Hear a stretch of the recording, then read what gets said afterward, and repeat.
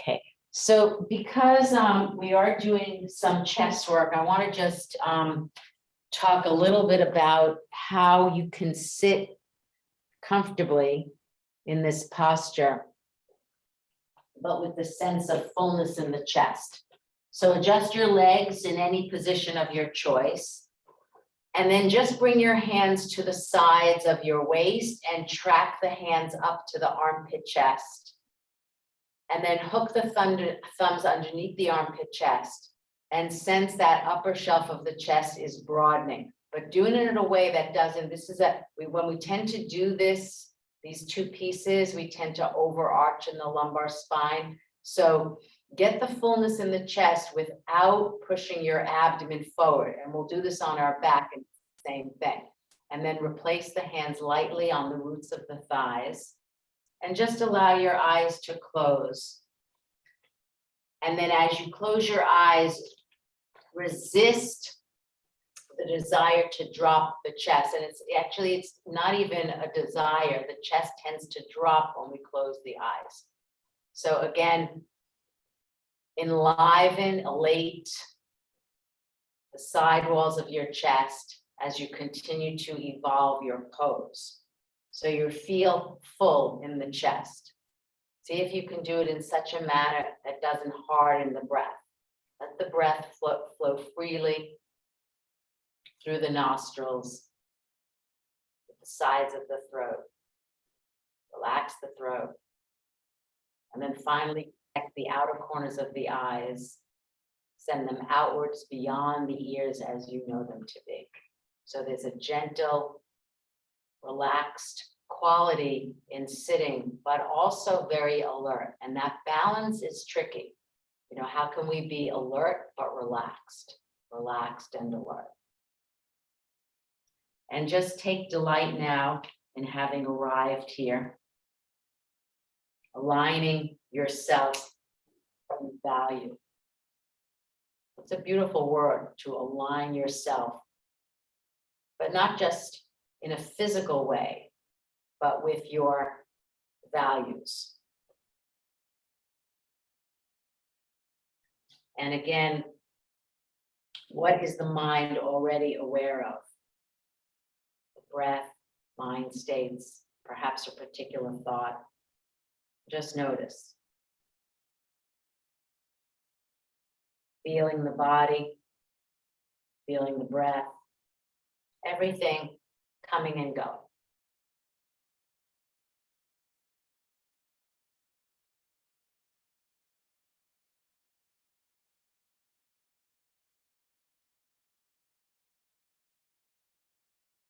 It becomes rather clear that it's all a passing show of events in the mind, thoughts, sensations in the body, mind states. See them clearly as to what they are. And then if you care to, you can place your palms in front of the chest and repeat, may I be a boat, a raft, a bridge for all beings to cross the flood. May I be a resting place for the weary. May I be medicine for those who are sick. May I be a lamp in the darkness for those who are lost. And may I do so as long as earth and sky and galaxies exist, until all are enlightened. I vow to be here to serve them all.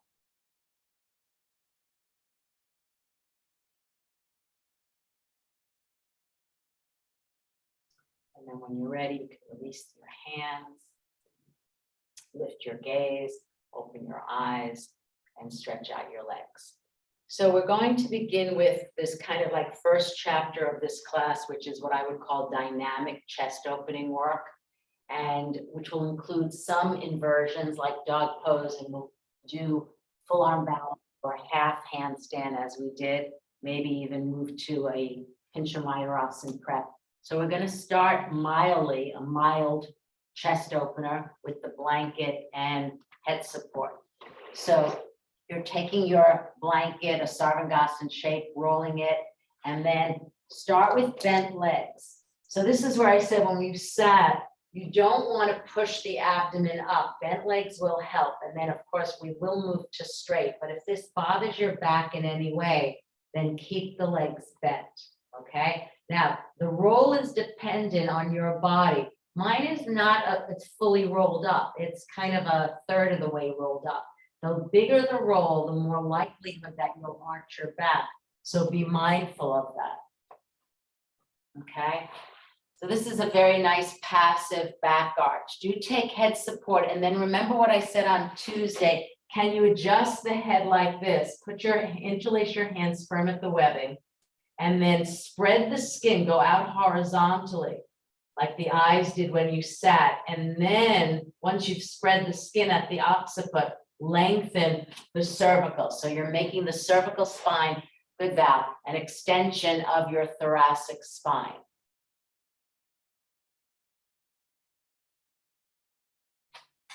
So take time in this pose to open up the chest. If you've been sitting a lot, this will feel rather good as it will stretch the pectoral muscles. Feel the depth in the armpit chest in this shape. And then if you like, you could extend one leg. You don't have to. Feet apart and press the legs down into the earth. If it bothers your back in any way, then you don't have to extend the legs.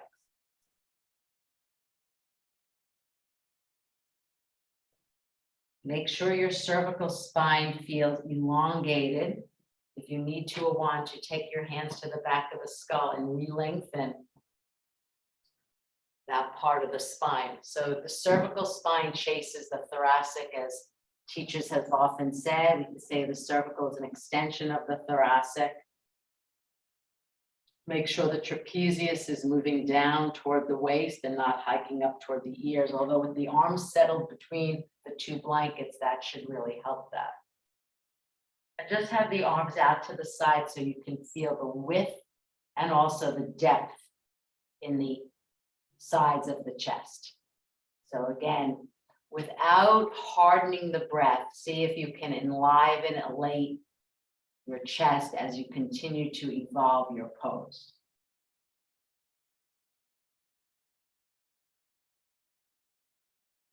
And then in a moment, I didn't show this, but I will tell you verbally what you're going to do. So let me just say it first, because I want you to take, in a moment, you'll take your arms perpendicular to the floor first with the palms facing each other.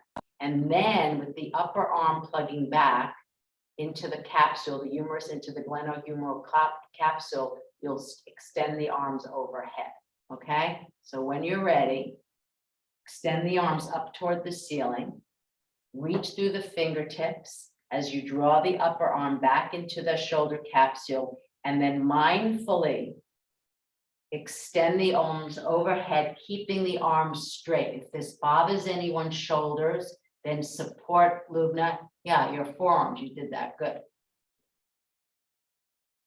If it bothers your neck, support the forearms. Keep moving the trapezius down to the waist. Now, this is really the point of this lesson is when the arms are overhead, it's hard to keep the arms straight. It's hard to move the trapezius down. And in certain poses, when we bend at the hips, like Utkatasana, the arms will come forward. So appreciate this work supine. You can also hold a dowel. You can palm a brick. A wood block might be too heavy. Okay, now take the arms down by the side. Okay, bend your knees and roll to your side. Okay, so we're going to do Paryankasana. If Virasana bothers you, then you can go back and repeat that particular chest opener. So first, as you know, I'll just show this rather quickly. You're going to sit in Virasana, do Parvatasana in Virasana, change the cross, and then recline backward. Lindsay V, if this bothers your knees, you can do the chair Paryankasana, or you'll do straight leg Paryankasana, which we'll all do because at some point it might bother your knees. So I want everyone to know it. So Lindsay, if this is not possible for you, the classical Paryankasana, then you can do it with the legs straight or on the chair, okay? All right, Let's all begin. You can adjust your camera so I can see the base of you and you can show me in profile. Hi, Lindsay M. Alana's here. Good. Okay. That's good, Lindsay V. Yeah, you sit with the block on the medium side. Just get your knees situated. Turn the inner knees to the outer knees. Make sure the knees are apart. If your knees go out to the side, belting is good, Val. Yeah, you don't absolutely need the belt. That's good, Marina. I can see you now. Okay, and then remember, do the arm action. Some of you, I think, forgot the arm action of Parvatasana. Not in Paryankasana, in Virasana. So still sitting in Virasana, extend up. That's the very best way, right? Yeah, you really want to do an arm position. Lubna, you could do, I saw you do on Tuesday that Gomukhasana, and we might, if I remember to do it, you could do also Gomukhasana and Virasana, that's fine. You know, but you did it at the, I think you did it against the wall. Okay, and then recline backward into Paryankasana. If you need a blanket for your head that's being received by the second brick, take it. Because that, here's the thing, if you go back, Val, let's see, yeah, put the block on the same side though, yeah. So that the neck is long. See that the chin doesn't lift higher up. The head, yeah, the ears should be parallel to the floor ideally, so you don't get that crick. You can adjust the head in the same manner. Okay, so take Lindsay, that, and we're gonna do that afterward, that's fine. Yeah, the other thing is, Lindsay, that you could take, and I'll show this when we do straight leg Paryankasana, take pelvic support if it's the blocks are too high. I'll show it in a minute. Now, the same thing that we did in the mild, the Mirdu chest opening work that we just did with the arms overhead. So extend your arms up toward the ceiling with the palms facing, plug the upper arm back, and now reach back. Reach back.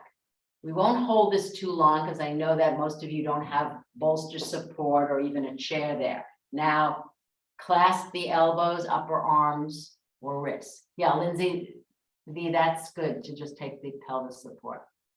All right. Observe if, yeah, Val, so you can see the elbows from my vantage point are higher than the shoulders, then decentralize, hold the wrists. So that's good. You see how it dropped. Yeah.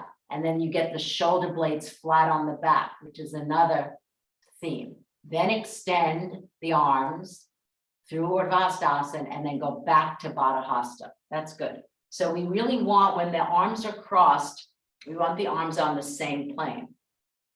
Okay. These look good. So observe how Paryankasana supported. There is a way of doing it unsupported, but supported Paryankasana is a very dynamic chest opener. Feel again how the cervical chases the thoracic. It's an extension of the thoracic so that the sides of the neck should feel unencumbered, right? They feel relaxed. Again, trapezius, when the arms are overhead, send a message to the trapezius, the skin, to move down to the waist. Okay, now place the hands in the arches of the feet and come up. Give a good stretch to your legs in Dandasana. Okay, so this is a way that you can do it if your knees bother you that day. I mean, you never know. I will say that you have to relax the feet in Paryankasana because Tuesday, I know Nancy got a cramp in it, and that does happen. So put a blanket for the pelvis because then it's not as far back to go. Start with bent legs always. So I'm folding the blanket. I'm hooking my thumbs on the first brick so it receives the thoracic. The second brick receives my head. And then I'm going to make a right angle, upper arm, lower arm, and make sure the shoulder blades get pinned on my back. And then slowly I'll extend one leg and then the other, okay? Again, if you feel that your throat is getting jammed up, then put the blanket, which many people need when the legs are straight, on the brick that receives your head. Some of you will need that, okay? So it's the same pose, only the legs are straight. Start with bent leg. It's the very best way to come into it with pelvis support. Okay. And then once you get situated, bend your arms, your elbows are unlikely unless you have very, very long arms to come to the floor, palms facing. Do this arm position to kick the dorsal spine in, which is kicked in already by the first brick. That's it. Then extend the arms up, perpendicular, arms straight, reach through the fingertips, through the fingernails, and then extend the arms back overhead, and then hold in bound hand. Good, Yukiko. Keep pressing the legs down. Have the legs apart so the diaphragm is free. Good. So this is straight leg Paryantasan. And then today we'll do the Baddha Konasana iteration. Legs don't have to be straight. I mean, you could just keep them bent. That's fine. If your back bothers you, then I would definitely observe taking more height underneath the pelvis if it's needed, or bending the legs, or both. Okay. Then when you're ready, extend through Urdhva Hastasana again. So you're going through extension, and then Baddha Hasta. Yeah, Maribeth, that's fine. Take them back up perpendicular. That's fine too. It's even better. Okay, good. Remember, I wouldn't want to have you turn your head, but see if you can propriocept in Baddha Hasta your elbows in line with your upper arms. We're aiming to extinguish the angle between the chest, upper chest, and the upper arm, as we do in Adho Mukha Svanasana.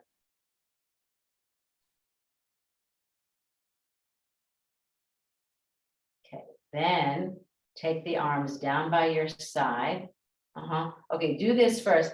Put your hands on your sternum, your breastbone, and with your fingertips, almost like claws, cat's claws, claw the skin away as though you're breaking your breastbone.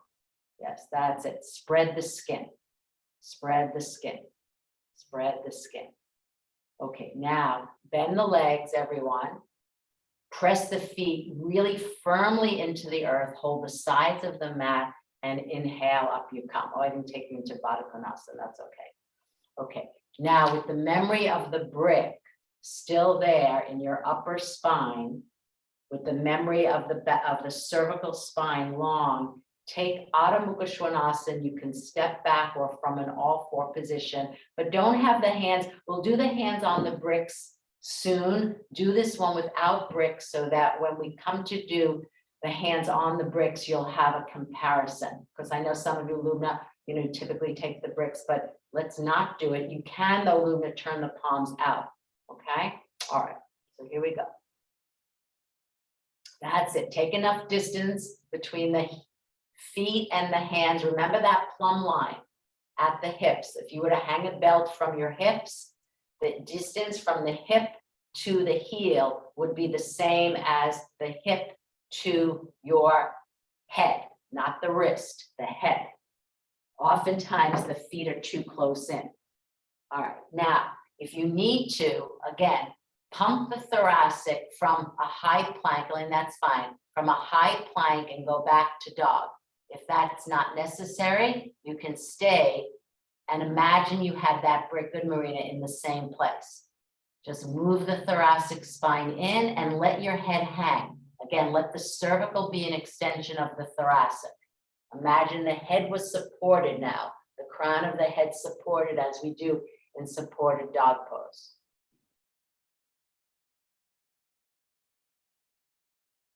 Again, let the cervical be an extension of the thoracic. So there's no neck pain. Trapezius in this case is ascending, in this case toward the hips.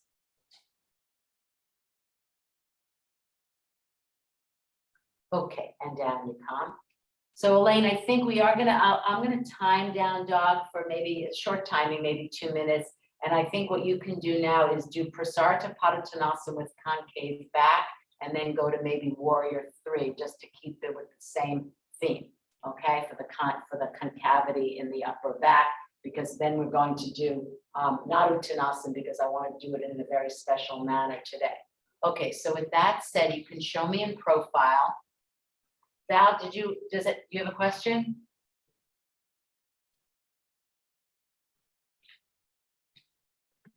No, I'm just getting my camera set up here. Yeah, that's fine, don't worry.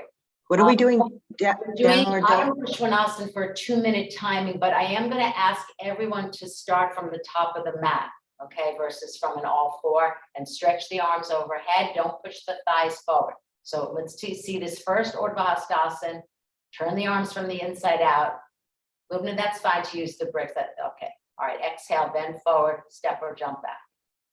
All right, so we're staying a bit in dog pose, so if you need to turn the palms out, fine. If you need the blocks, that's fine. Get situated. Remember that plumb line. Remember that block and Paryankasana, kick the dorsal spine in. So we're staying a bit of time because, as I said, last week and this week, in order for you to kick up into full arm balance, as Mary Beth demonstrated on Tuesday, one needs to do, some timings in dog pose to build up the upper body strength, but there is also a rhythm, and of course it's abdominal as work. It's not just one thing. Now, again, that's good, Lubna. Kenya, I was just gonna say, can you extinguish? That's good. Yeah, you can do warrior 3 now, Elaine. Can you extinguish the angle between the upper chest and your upper arm? That's what I want to see, the upper arm. Remember, don't, in an effort to, so Lindsay, just resist the forearms away from the floor. You remember, keep a reminder there, because you're very flexible in your lower spine, and the tendency is for, when you work from that lower spine, the forearms are dropping close to the floor. Just stay with the integrity of the spine, elongating, good. The abdomen lifting, good, Elaine, as you're receiving now in a different pose, obviously in modified warrior 3, with the thoracic spine moving away from the wall that you're facing. Okay, that's it.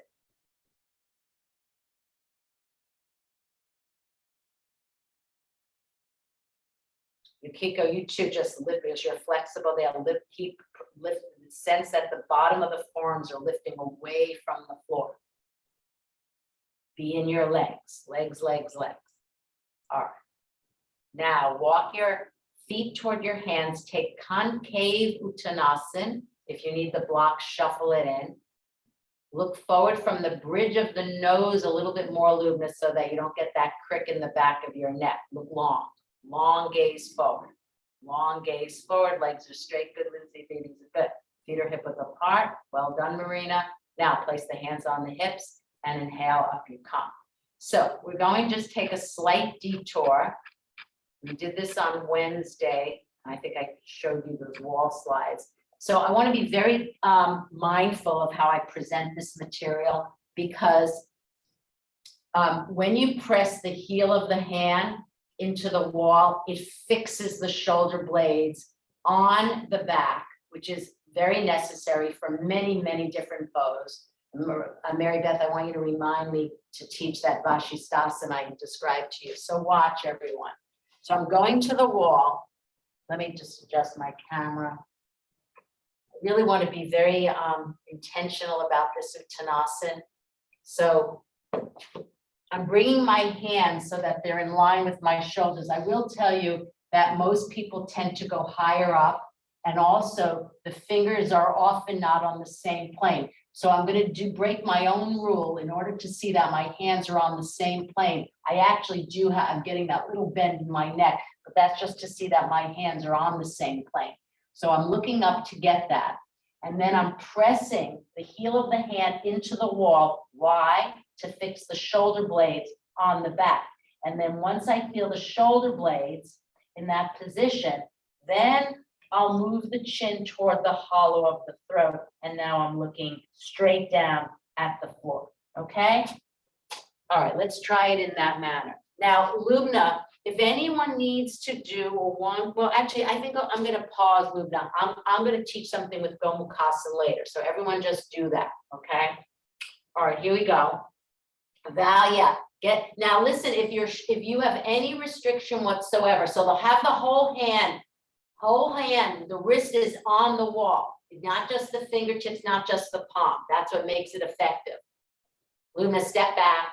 Now, if you're a little bit restricted in the armpits, go wider and at this end also turn the palms out. So get situated. Yukiko, your hands are a little bit too high. Lindsay V, same thing. This is what we, yeah, Mary Beth, good, okay. Now get now press the heel of the hand, the whole hand firmly into the wall and get those shoulder blades flat on the back. Those of you who do full arm balance, that's what you need. The shoulder blades have to be flat on the back, flat on the back, flat on the back. Now drop the head slowly. Let the chin be received by the hollow of the throat. So classically, this is Jalandhara Bandha, chin lock position. Marina, step in a smidge. That's good, Lana. Step in a smidge. See that your hands are on the same plane. Lindsay, I can see the right, but not the left, but just make sure the left is on the same plane as the right. And now see if you can, Lubna, lift the abdomen slightly away from the floor, but for you, get the shoulder blades to move away from the ceiling. It's a double action. I know it's challenging. Okay, now walk toward the wall and inhale, up you come. All right, now you're going to do, instead of doing Gomukhasana without a wall, with a wall, without a wall, we haven't done this in a while. The very first stage of Anantasana, we work on our arms. So we haven't done this, it seems like, in years. You're going to lie down, have a blanket, and then just watch. I'll just, for some of you, the ear will drop down, in which case I would indeed use a blanket so the ear is parallel to the floor. Then with the palm up, you'll turn the inner upper arm skin from the inside out, and then you'll take the hand, so I'll show without the blanket so you can see better, into that Gomukhasana shape without letting the elbow come forward. Okay, so you're getting the Gomukhasana arm like this, supine. Now, why would you do it this way? Because the floor actually, like the wall, Lubna, helps you to turn the inner upper arm skin from the inside out. Okay, so this is the very first stage of a pose called Anantasana, but oftentimes this teaching of the arm skin is lost because the teacher wants to get on with doing the pose, which is really a hip opener. Okay, so the arm, you're on your side, right or left, it doesn't matter. Do turn the palm up. Why? Because that turns the skin. Then you bend the elbow and then let the palm be received, right, in that upper thoracic. Now do it on the floor in such a manner that the elbow does not drift forward. You know, these are fine actions. You have to be present all the way. And then the top arm can be extended alongside the hip. Stay for a bit of time because I want you to observe the difference in the right side and your left side. Yeah, Gail, you can adjust the camera so I can see, so you're lying on the floor. If it bothers your neck in any way, take head support as I showed. All right, now when you're ready, just go over prone. Take a quick Bhujangasana in this manner. Having the hands by the armpit chest, being on the tops of the feet, and lifting up the upper chest so that the shoulder blades are flat on the back, but keep the elbows bent. Bhujangasana, Bhujangasana.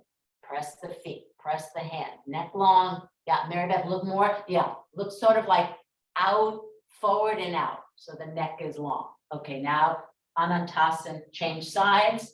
Observe the difference in the two arms.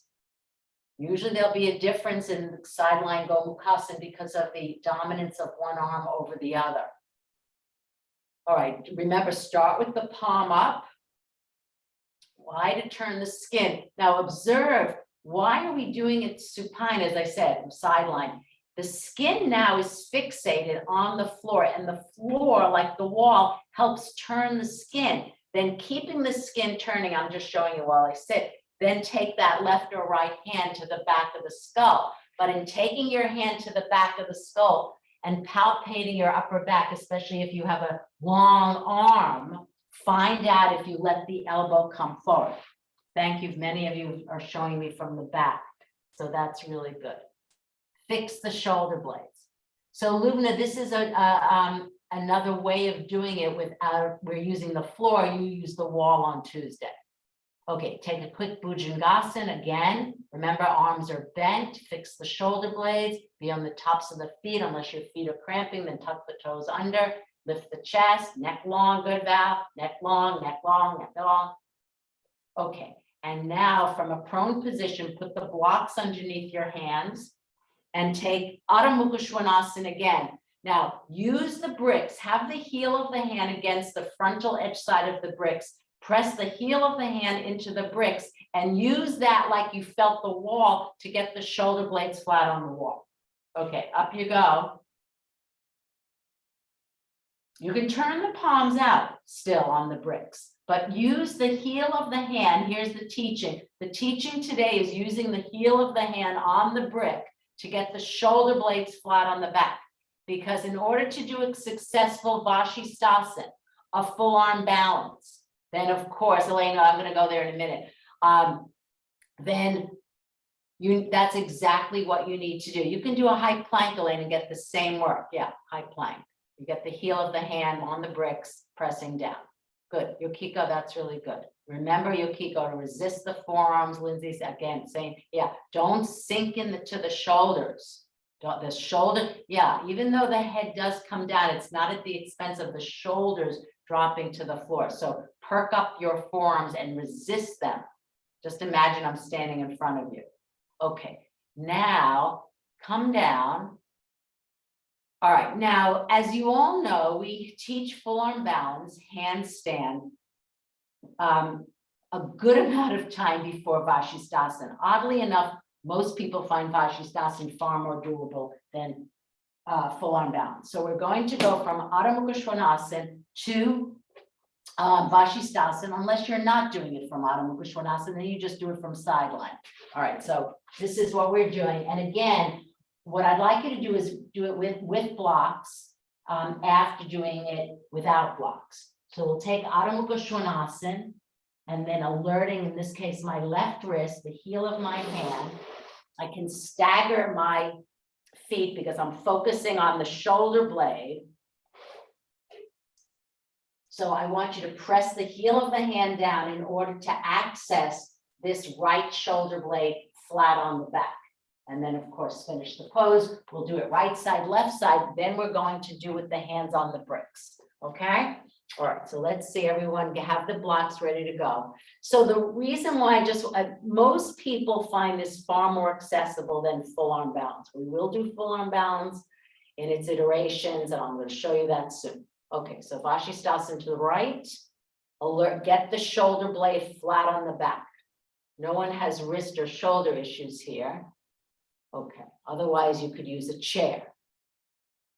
Let's remember the chair iteration. No one's doing that because no one has a shoulder issue. That's good, Lana. Okay, other side when you're ready. Remember to ask yourself, like when you go to the other side, start with the base, press the hand down, very much so the heel of the hand into the floor, draw up through the inner arm, get that left shoulder blade flat on the back. Yeah, that's good, Lindsay V. If you want to take the right arm behind your back and do Gomukhasana, be my guest. Now, just watch, don't lift the hip up, the bottom hip up too much because then it changes the shape of the pose. Good, Gail. Okay, now rest a moment in child's pose if it's okay on the knees. And then I want you to do the same exact thing with the heels of your hands on the bricks. Okay. All right, so when you're ready, you'll do Vashisthasana now with very, very long arms. You'll feel the energy of the lift through the inner arms much more acutely with the hands on the block. So take it to the right, drawing up, good, through the inner arm. Activate that right shoulder blade, pin in, and then extend your arms from the shoulder blades. When you lift up that left arm now, it should feel like that skin on the shoulder blades is really pinned in, that skin. And then Adho Mukha Svanasana with the hands on the blocks. and then alert the left hand, left heel of wrist, pump up the inner left arm, take Vashisthasana to the left, get the shoulder blades flat on the back, they're not moving toward the screen, right? All right, and then extend your right arm, make an extension of the bottom arm, appreciate the skin, very knit, tightly knit in the upper spine as it was in Paryankasana. Okay, and then down you come. All right, so we're gonna give some alternatives here. Those of you who are able to do full arm balance, kick up with the right, kick up with the left, rest in Uttanasana. Some of you can do Gail, the half iteration. Others of you might want to say, okay, how can I plant the seeds for full arm balance? So you would do it this way. You could do it facing the wall or not, because I'm not kicking up anyway. So watch. You'll take Adho Mukha Svanasana, and then you're going to walk in. Elaine, you can repeat. Actually, I'll show you. You can do Warrior 3 at this point, and then lift one leg up and lift the other leg up. Now, when you walk in, this part of your spine has to move away from the wall that you're facing. All right, so those of you like Mary Beth and Lana doing full arm balance, have the hands 3 to 4 inches, Lindsay, away from the wall. Remember, use the out breath. Gail, you can do the half iteration, or Lindsay V, the half iteration. Let's see, Val probably do full arm balance, Lindsay M, full arm balance. Everybody else, Vashisthasana would be good, Elaine, or Warrior 3 with lifting one leg, right? You'll get the same effect. All right. And if you're not inverting, do Vashisthasana. If anyone's not inversing, I'm getting messages. So if you're not inverting, Vashisthasana. All right, let's see. Lana, Lubna, that's good. Make sure the upper back resists away from the wall. Lana, up you go. Lana, that's good. Your hands seem, yeah, they're close to the wall. Lindsay M, you're kicking up. Make sure you don't, yeah, away from the front. That's it. Arms are straight as she goes up. Good. Vashisthasana people, take it to the right. Marina, Marina, that's excellent. Your half iteration. Gail's doing half iteration. Val, now go again. Everybody kick up the other leg, which is going to be challenging, especially, yeah, Lana, that's it. Sharp exhalation. Just throw the leg at the wall. Throw it. Maybe go back a little further away from the wall, Lana. I think it might help a smidge more. Okay. Try to have fun. That's good, Lindsay V. If you're getting tired, then take a rest. It's always best to do full arm balance in the morning. If you're having trouble kicking up, put a bolster against the wall. Try it again, Mary Beth. All right, now we're, okay, come down. That other leg is tough. Fine. And it gets tougher and tougher, right? No, it's really hard. I'm with you, Val, especially at our age. Now rest in Uttanasana, and we'll do one last thing. Mary Beth, I'm going to spotlight you. I want you to get a strap. Lana, yeah, keep going. Oh, you're doing with bent legs. That's it. Yeah, that's good. Wow, you're like a jumping bean. All right.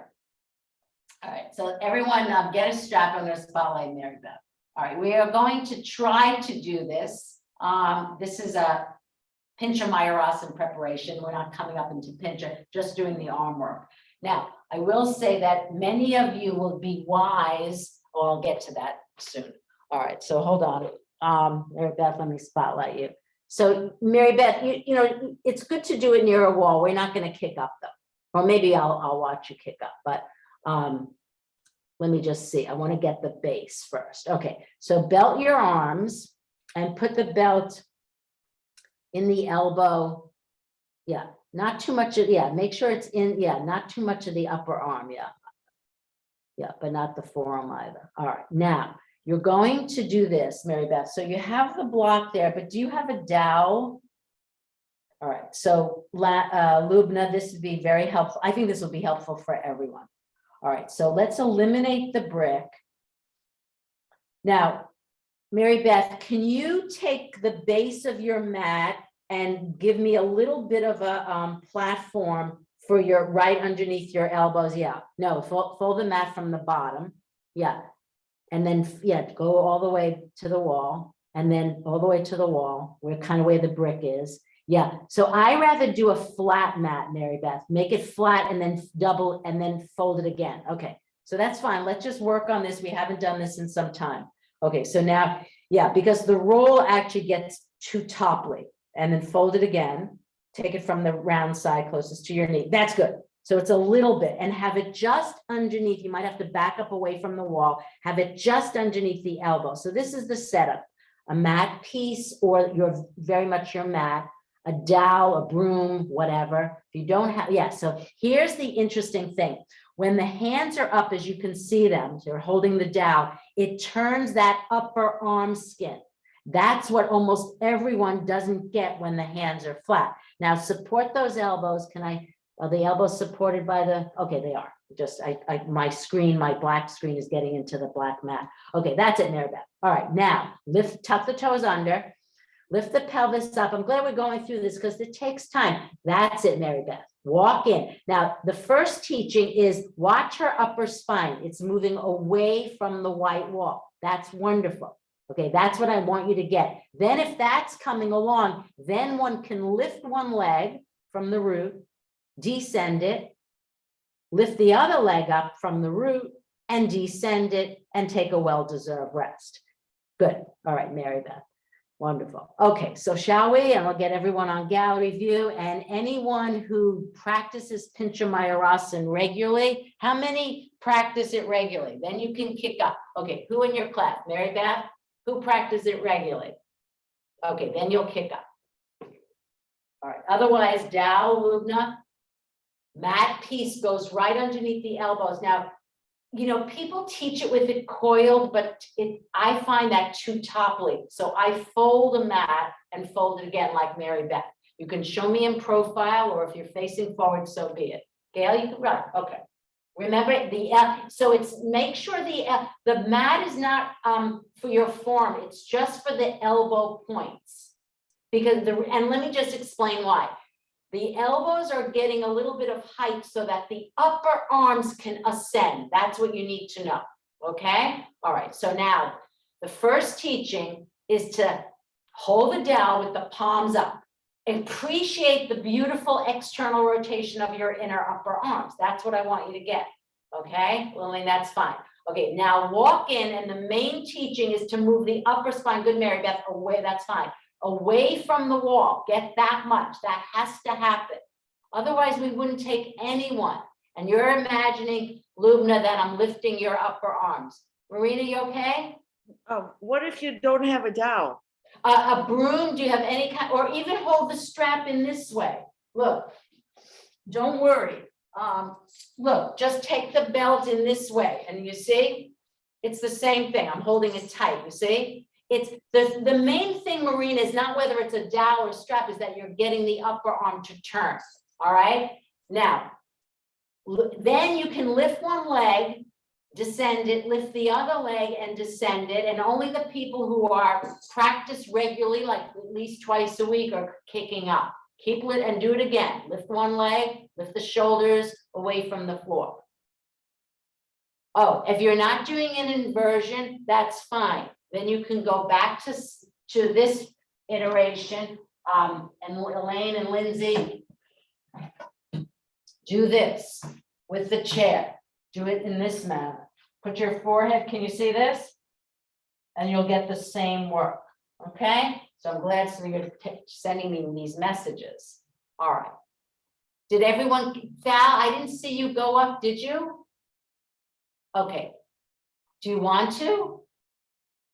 Okay, that's fine. Don't worry. Now, This is very tough on my shoulders. I I don't agree. practice this. I agree, but can I just say one thing?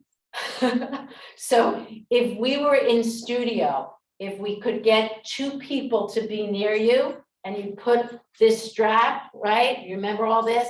I have to rig myself up. Just imagine. So this, I want you to see this because seeing it, even though you don't have people there doing and helping you, you can imagine. So when we just looked at Mary Beth, you have to imagine someone hoisting. Do you see this? the shoulders away from the floor. Does that make sense? That's what I want you to get. And that's, yeah, now everybody, good. Let's all take the chair. All take the chair with the brick. Because most of us are not doing pincher, not to say that's, good or bad, not gonna comment about that, but let's work on this preparation. So I'm basically palming the brick at this point with the heels of my hands. I'm fixing the shoulder blades flat on the back, okay? And doing the pincher Mayurasana prep in that manner. Then you can flip the brick and aim it to your thoracic. All right, so palm the brick. If you have a wood brick that's heavy, keep your elbows aligned. Okay, so this is a way to do it if you're not doing inversions. Val, back up the knees a little bit so your body is more parallel to the floor. That's good, Lindsay V. Lindsay, and that's excellent as well. Yeah, so that's really good, Lana. Let the shoulder blades, Yukiko, move away. Marina, same thing. Yeah, it's good with that foam block, Marina. Now you can bend the elbows and get the brick, good, Marina, set into the thoracic as you're doing, Marina, and Yukiko, good. Lindsay V, yeah. So now that's it. So that same brick that you felt in Paryankasan is now in the pincher Mayurasana. It's a little bit easier with a foam block. Okay, now our final Adho Mukha Svanasana. If you're not inverting, and some of you aren't, 3 of you aren't, then just repeat what you just did. Everybody else take our last final dog pose, okay? We really have been remiss, I would say, in doing this inversion work. Up you go. And not to say you have to do inversions, but you can do the prep for sure. Okay. Yes, it was wise to take it from Tadasana. Now you have the memory of the brick from having done the pincher Mayurasana prep. All right, good. That's it. Head down, shoulder blades flat, head down. Remember what you did in Uttanasana. Okay, now finally walk the feet toward the hands. All right, now just feel how the chest has been opened and enlivened in a very dynamic manner for the past 45 minutes or so. So now we want to keep the feeling of that in our chest as we move to a few standing poses, okay? All right, so the first one is Utkatasana. By the way, this is, I don't know, many of you probably listen to Axios News, that's like first in the day. And you know what they said, I love these things, the very best exercise you can do for strength is squats, okay? And the way they describe squats is this. I guess we might as well do it. All right, so I have my feet apart. My toes are pointing pretty much straight ahead. And then I'm letting my buttocks actually move that away so that my knees will actually, unlike Utkatasana, which is slightly forward of the heels as I come down, okay? So this is a squat. It's actually a pretty good squat, all right? So, and they're saying to do about 15 of them, where form is really important. So have yourself on the screen, make sure the feet are hip width apart, don't let the knees turn in, don't let the knees turn out, and aim to get the thighs parallel to the floor. All right, so let the buttocks go back a little bit and then go down. All right, you're not overarching. You see my chest is rather uplifted. Okay, all right, and then you can take your hands in this manner, and there's a lot of options for the arms. They can be holding weights. Lindsay, I think you've been doing these, Lindsay M, and go down. So this is the exercise they say is, shift the weight a little further back, Gail. So see if you can get the knee more aligned with the ankle. Let me see, keep going, 15. See if you can get the chest a little more upright. That's it, Marina. Isn't it interesting, of all the exercises they could pick, this is the one, although I'm not surprised. This or plank. Mary Beth, now go down a little bit more. We should do these every class. Go down. Ronnie, this is the exercise for what? Sorry. It's for overall strength, Gail, my friend. Oh, so what they said, did you listen to Axios News, Nyla Buddha, this morning? Overall, this woman came on and said, this is the best pose for overall strength. And it's not just leg strength, because remember in my aging class, I taught this with Utkatasana a lot, but with the, you'll get some abdominal work as well. Okay, few more in that manner, and then we'll be done with that. And then we'll move to the arms being overhead in a familiar Utkatasana.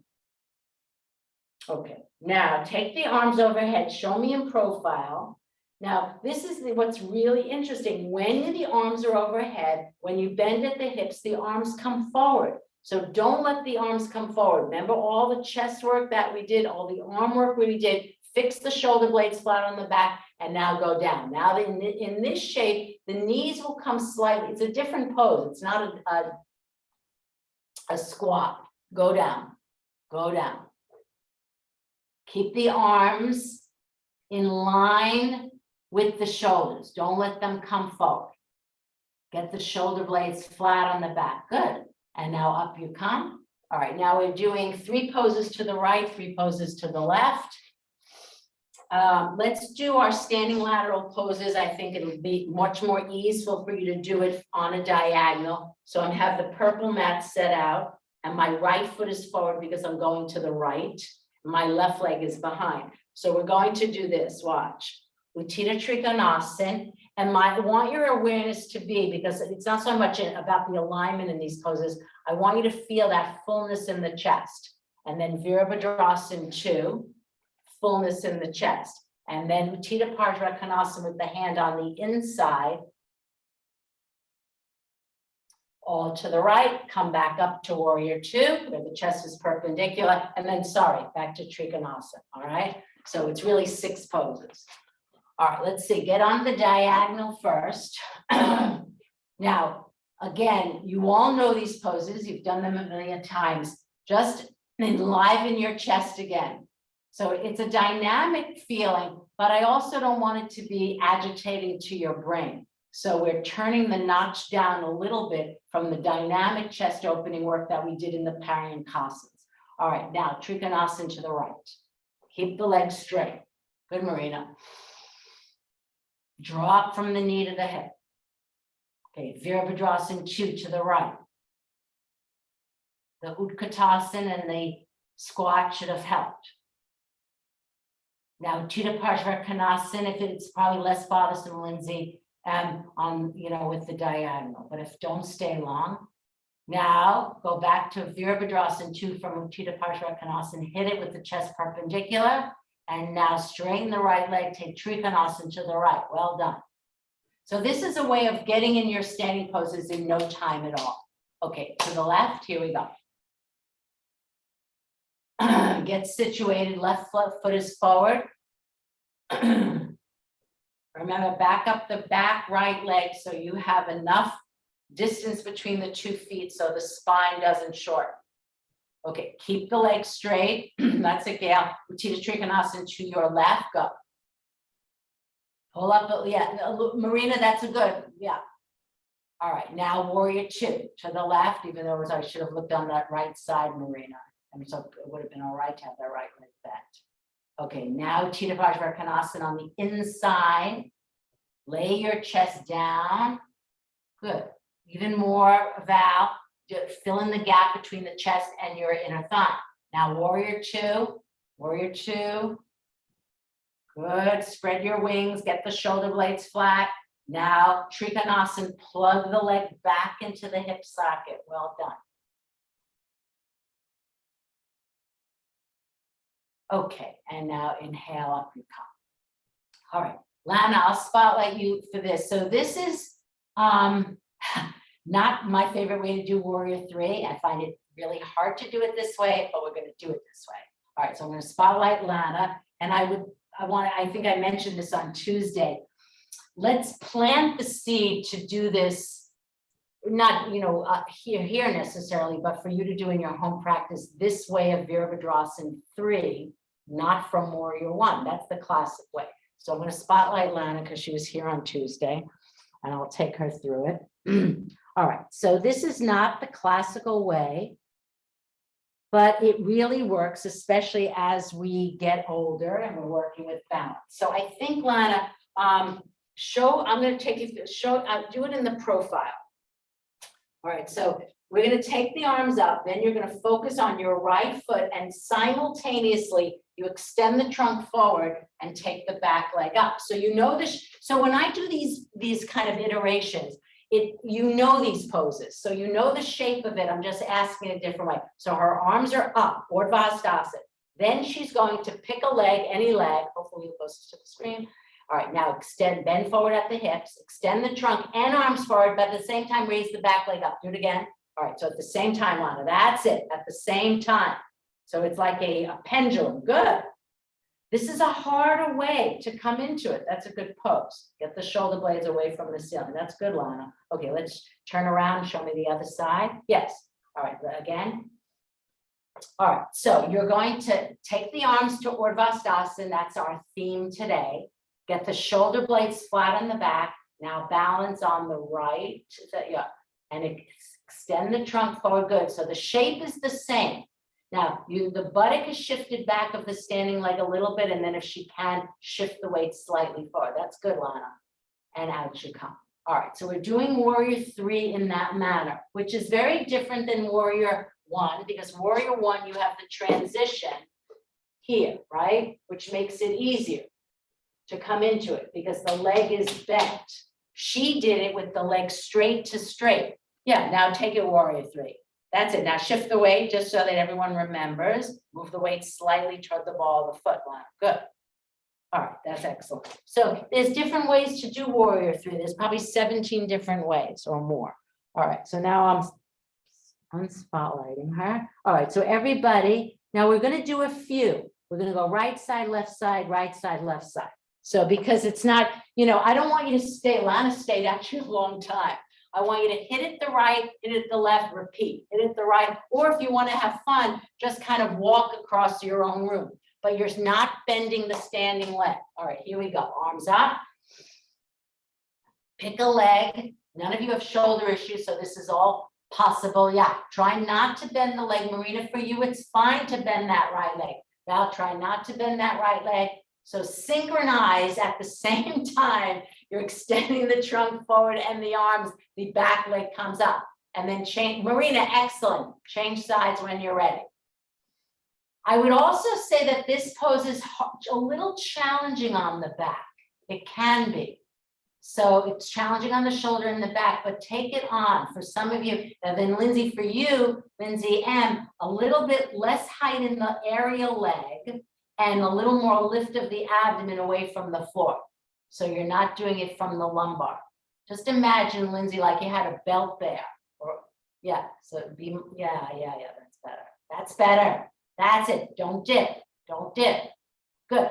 Not much better. Okay, again, just do a few to the right, a few to the left. Don't stay long, not necessary.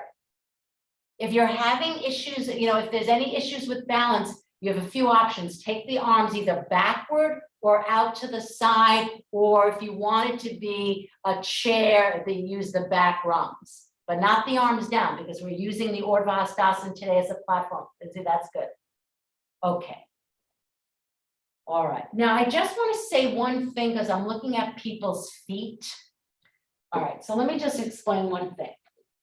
So the aerial leg, this is a little minor point, but the aerial leg in Virabhadrasana 3 is actually more like Virasana.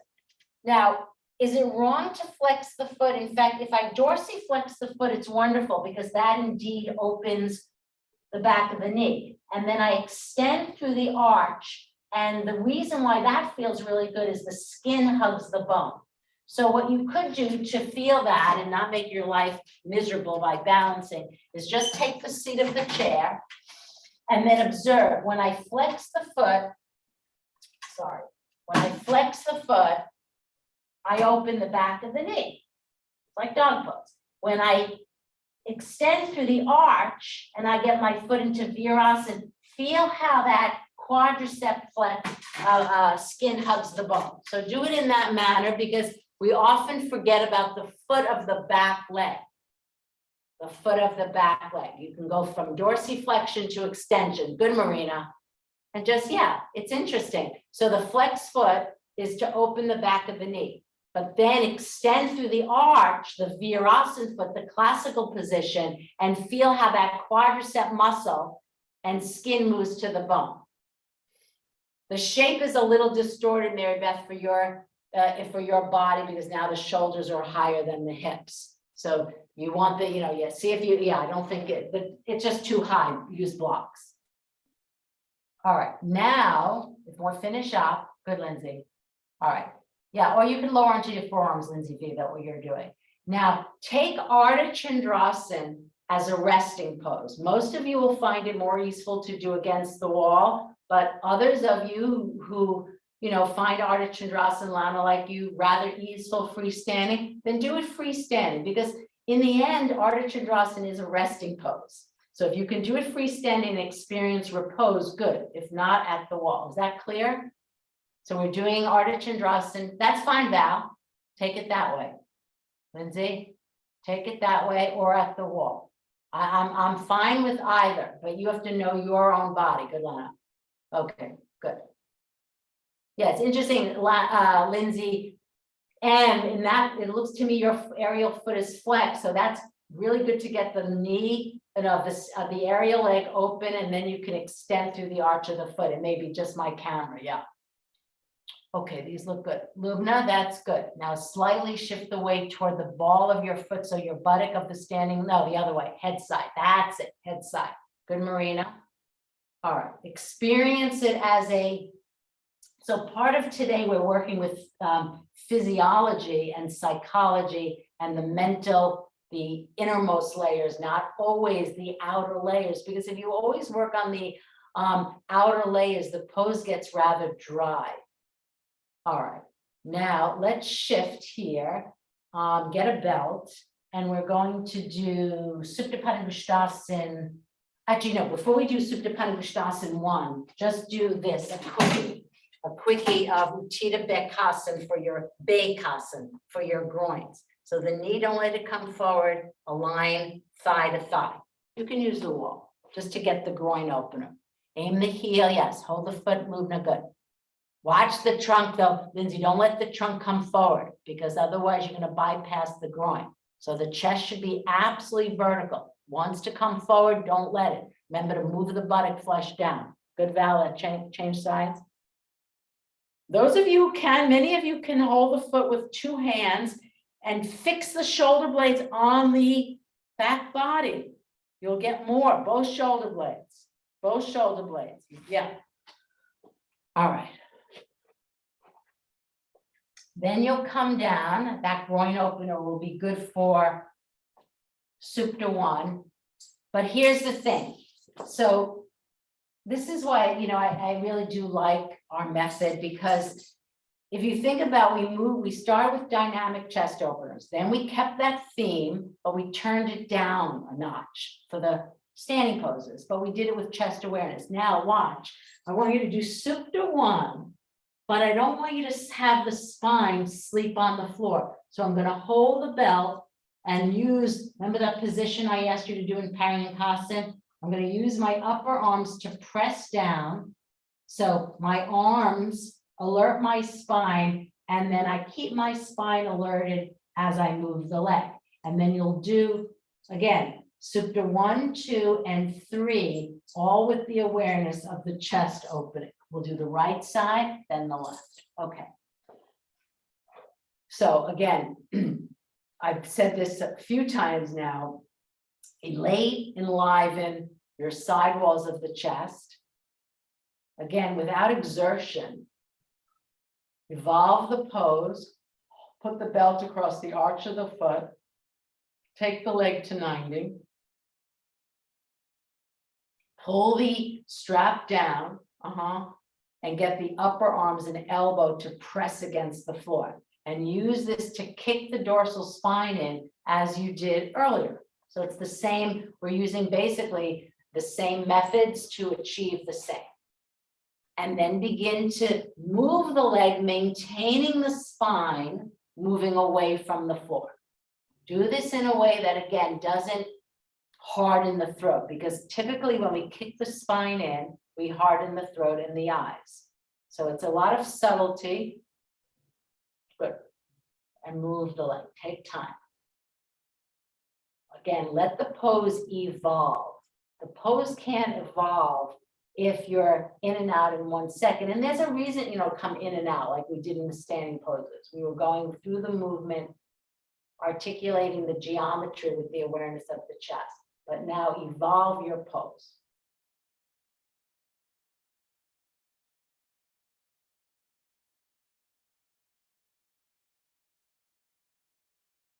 Observe how when you first started with the leg up in the air, and to this point, that's the evolving of the pose. It feels differently, right?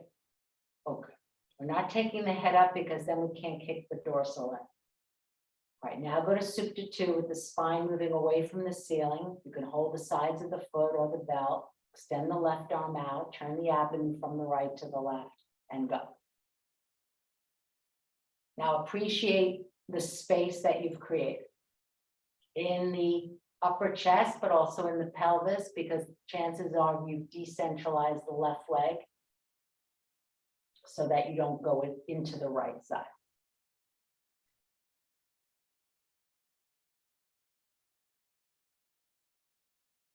Again, feel the depth in the chest, the fullness in the chest.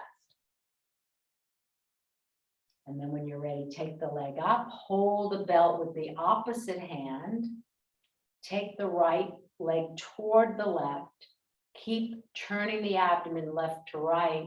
The right hip's going to lift up, but the abdomen turns. Supta Padangusthasana 3. Again, feel the fullness in the chest, which is inherent in Supta 3 because it's a twist, like revolved triangle. The chest has to be open, the back is supporting. Well done.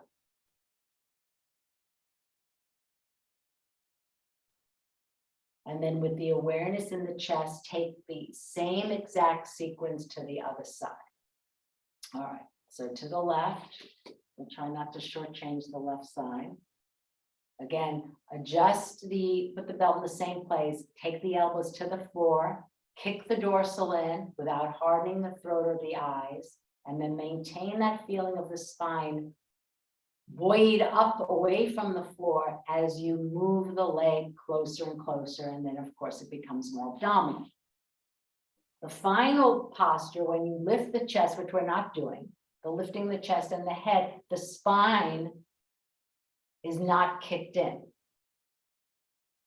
Here it can be kicked in. We're using that as a platform now to do Supta 1.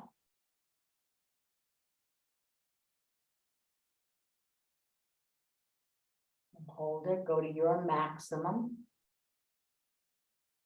Kicking the dorsal in, not letting it sleep on the spine. Especially the thoracic, don't let the thoracic sleep on the floor. And then decentralize right leg when you're ready. Hold the strap to continue with the right hand or hold the sides of the foot.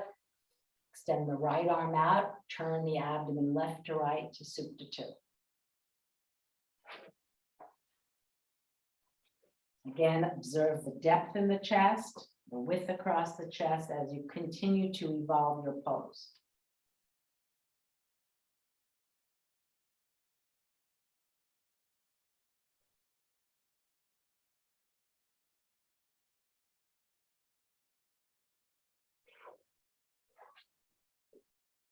The sides of the throat feel rather different in 2 than 1. Easier to keep the width across the bottom of the throat in 2 because of the shape. Now take it up, hold it with right hand and cross left to right, turning belly from the right to the left. Again, feel the chest open, alive.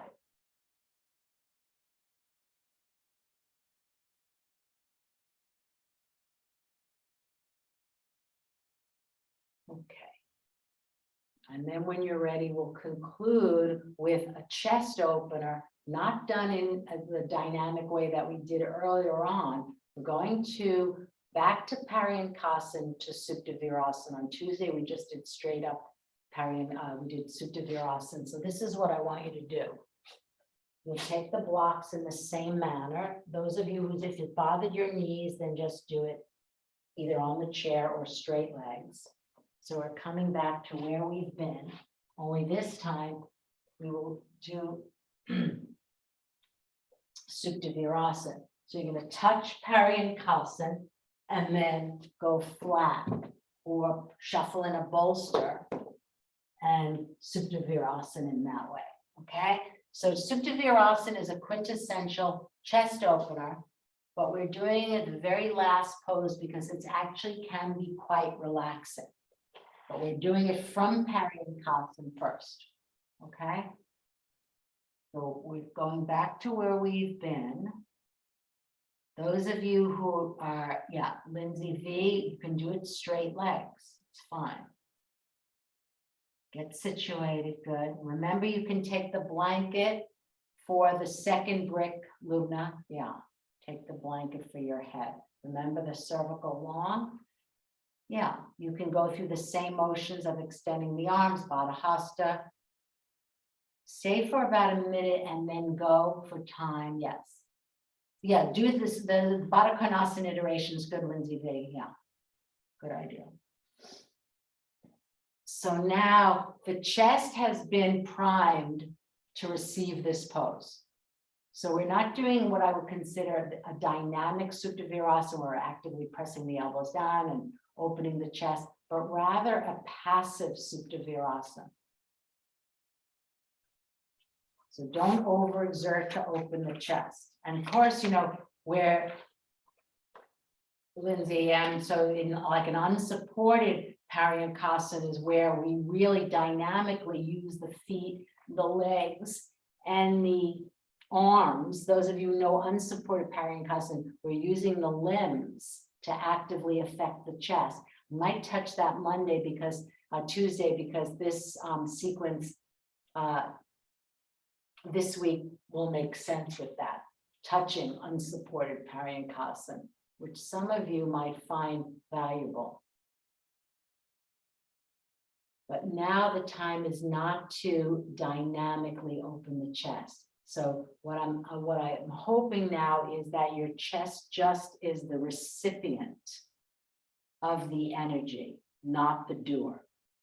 It now receives the energy of the limbs having worked so hard. So sense your chest is the receiver of the work.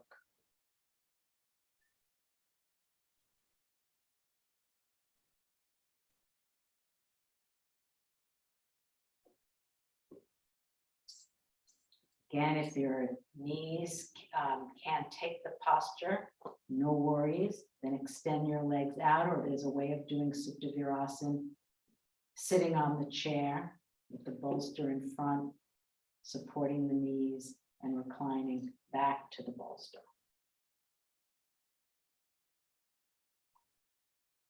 Lubna, maybe Lana can show you at some point the unsupported Paryankasana, which would be good for you if your arms were just down on the floor. And take the height that you need to Supta Virasana so you don't overarch in your lower spine.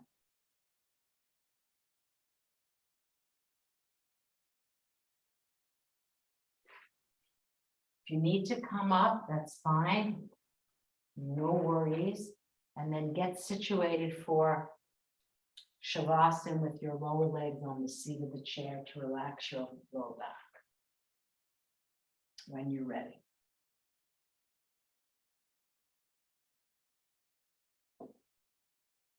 If you don't have the chair nearby, you can put a bolster underneath your knees.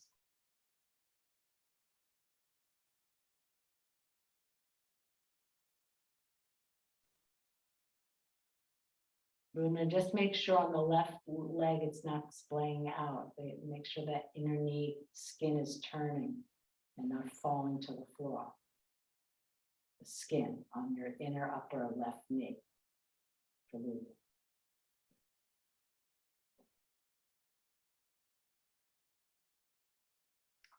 That's it, Mary Beth, yeah. Lower legs on the seat of the chair. Bolster can be on tall side. Use it for traction in the lower spine. If you know how to rig up the bolster to the back rungs of the chair, that's a beautiful thing too.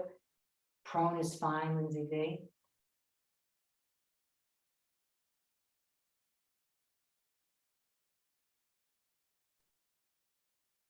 And then again, get comfortably situated so you can indeed be relaxed and alert, which is, you know, we sit, we aim for alert, attention, and relaxation, but in Shavasana, it's the same thing. We're not sleeping in Shavasana, so it requires that quality of alertness, but also that quality of relaxation and, of course, balanced, one not overriding the other. So do what you need to do to achieve that balance of relaxation and attention. Placing a blanket like this heavy, if you, I don't know if you'll be able to see this, but I just want to show this if you can look sideways. If you place the kind of folded edge right across the forehead skin and let the blanket kind of move the eyelid skin down toward the cheekbones, is very calming on the brain. It's like Shamukti Mudra that you do with your hands. And then you can see I'm using my hands to move the skin even more. This can be really calming. Just having some tactile blanket, that sense of touch against your eyelids. That's good, Mary Beth, the rigging up. Yeah. So again, do what you need to do to relax deeply.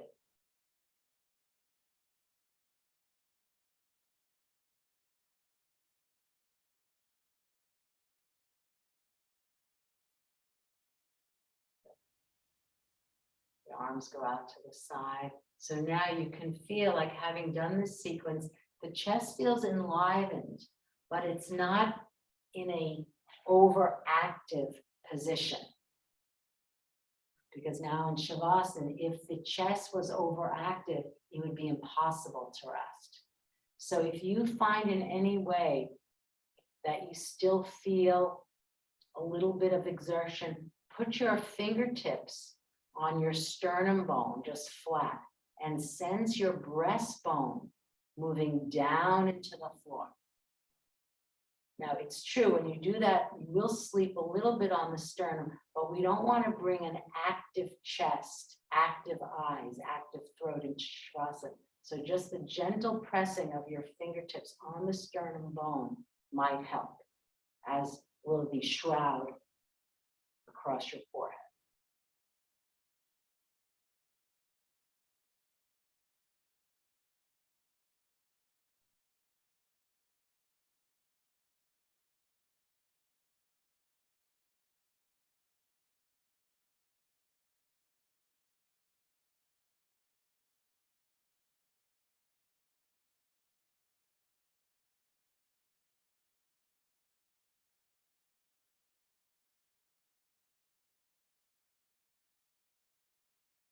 Keep the eyes looking downward and inward.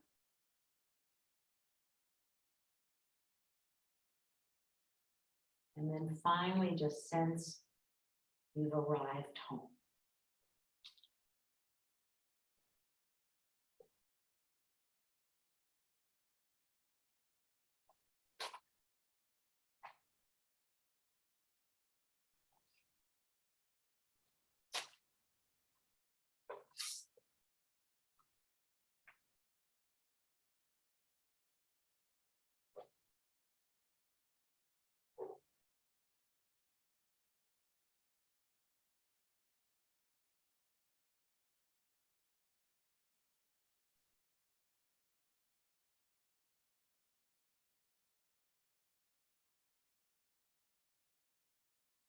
Those of you who want to transition yourself to a seated posture and spend the last few minutes that we have seated upright, as always, good to do. If not, just stay where you are and just enjoy the breath.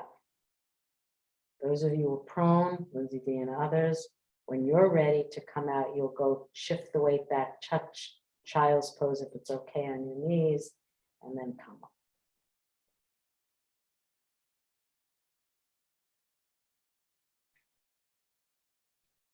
So again, as you transition yourself to an upright posture, just see if you can maintain that sense of tension and relaxation as you come to sit. The same sense of arriving here and now.